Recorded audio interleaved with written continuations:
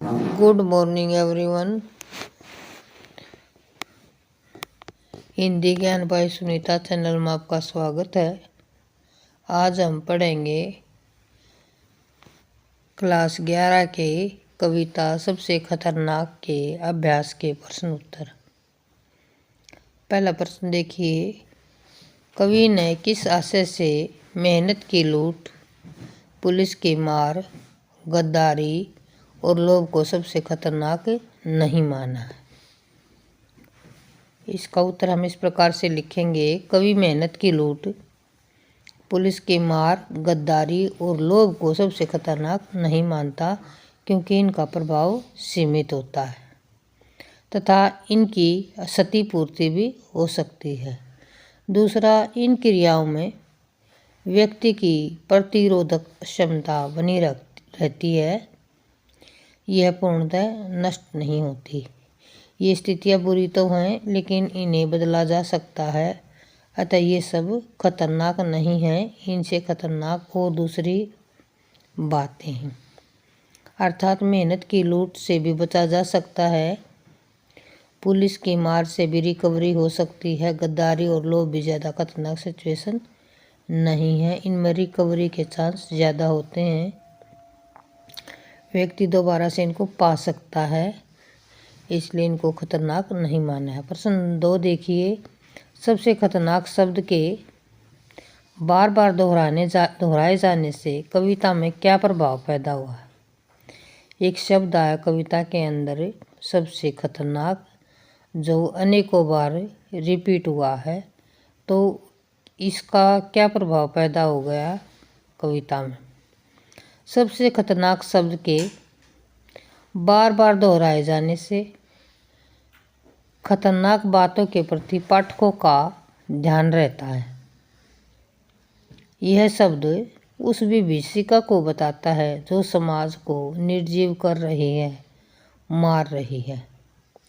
कवि बार बार सबसे खतरनाक शब्द का प्रयोग कर हमें सचेत कर रहा है कि यदि अब हम नहीं जागे तो आगे भविष्य बहुत अंधकार में होगा। तीसरा प्रश्न देखो भाई, कवि ने कविता में कई बातों को बुरा है न कहकर बुरा तो है कहा है, तो के प्रभाव से कथन की भंगिमा में क्या बदलाव आया है, ये स्पष्ट हमने करना है। कवि ने बताया बुरा तो है, कवि ने कविता में बुरा तो है का प्रयोग किया है।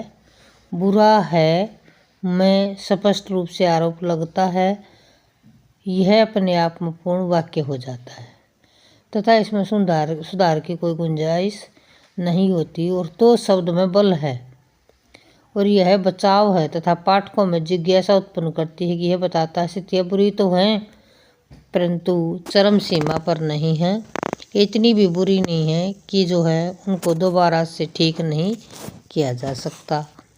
प्रश्न नंबर 4 देखिए भाई, मुर्दा शांति से भर जाना और हमारे सपनों का मर जाना, इनको सबसे खतरनाक मानना है।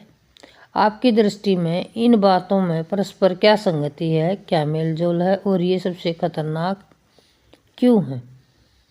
मुर्दा शांति से भर जाना का यहाँ अर्थ है बिल्कुल निष्क्रियता का शिकार हो जाना, जड़ता का शिकार होना, कोई भी प्रतिक्रिया नहीं देना, प्रतिक्रिया का शून्य हो जाना। ऐसी स्थिति खतरनाक होती है। ऐसा समाज अन्याय के खिलाफ संघर्ष नहीं कर पाता है। हमारे सपनों का मर जाने का अर्थ है कुछ करने की इच्छा ही समाप्त हो जाना, हमारी आशाओं का मर जाना, हमारी उम्मीदों का मर जाना। मनुष्य कल्पना करके नए नए काम करता है तथा सपनों के मर जाने पर हम यथास्थिति में ही रहते हैं, और ये दोनों स्थितियाँ खतरनाक हैं। इससे समाज में अन्याय करने वाला प्रभावी होता है और समाज का विकास रुक जाता है, अवरुद्ध हो जाता है।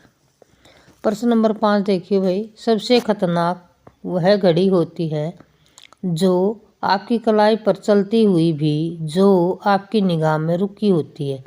इन पंक्तियों में घड़ी शब्द की व्यंजना से आपको अवगत कराना। शब्द जो है, शब्द की 3 शक्तियाँ होती हैं, विधा, लक्षणा और व्यंजना।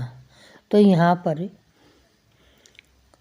घड़ी शब्द की व्यंजना को हमने बताना है। घड़ी शब्द के यहाँ पर दो अर्थ हैं बेटा। एक अर्थ जीवन से कि जीवन घड़ी की तरह चलता है।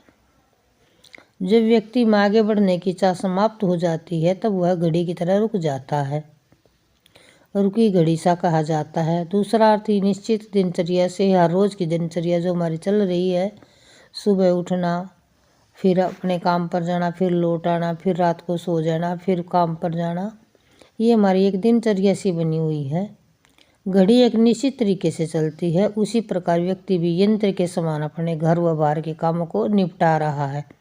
उसके मन में उमंग नहीं है, उसकी जिंदगी डरे पर चलती है और उसमें कोई बदलाव नहीं करना चाह रहा है। इसलिए जो है रुकी हुई कलाई पर चलती हुई भी रुकी हुई सी मालूम होती है। अगला प्रश्न देखिए, प्रश्न नंबर 6। वह चांद सबसे खतरनाक क्यों होता है जो हर हत्याकांड के बाद आपकी आंखों को मिर्चों की तरह नहीं गड़ता है? वह चांद सबसे खतरनाक क्यों होता है जो हर हत्याकांड के बाद आपकी आंखों को मिर्चों की तरह नहीं गड़ता है? इसका उत्तर इस प्रकार से लिखेंगे कि यह चांद आस्था और विश्वास का पर्यायवाची है। यह आस्था व विश्वास हर हत्याकांड के बाद व्यक्तियों को शांति का भाषण देती है। इसके कारण धर्म, जाति, संप्रदाय के नाम पर दंगे करने वाले शक्तिशाली बने रहते हैं और आम आदमी इन आस्था विश्वासों पर तर्क करें तो समाज ठीक हो जाए, परंतु ऐसा होता नहीं है। तो अगला प्रश्न देखिए, प्रश्न नंबर 6 ही प्रश्न थे बेटा इसमें। ये सभी प्रश्न आपके अभ्यास के प्रश्न खत्म हुए। आशा है आपको समझ में आए होंगे।